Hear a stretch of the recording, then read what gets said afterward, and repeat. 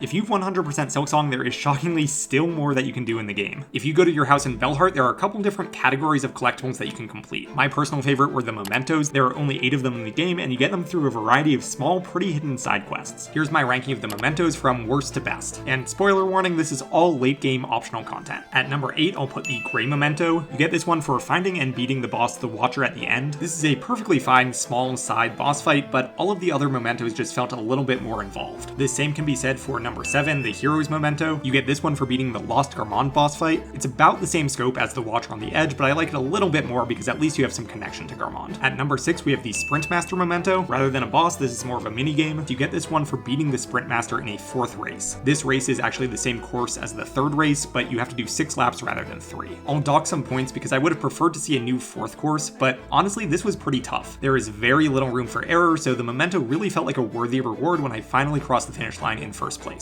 At number 5, we have the Hunter's Memento. You get this one by completing all Hunter's Journal entries, and man, this one was a grind. Not only do you need to find every enemy in the game, but you need to defeat enough of them to fully complete each entry. There are 235 entries in the game, and by the time I finished my 100% playthrough, I still had about 75 to track down. There are just some enemies that you don't even think about. For example, you need to throw some grenades into the Pit of Worms to check that enemy off the list. It took me about 4 or 5 hours of running around the map to finish this off, and so when I finally turned this in to get the Hunter's Memento, it felt like a very well-earned prize. Follow for part 2, where I'll talk about my top 4 favorite mementos.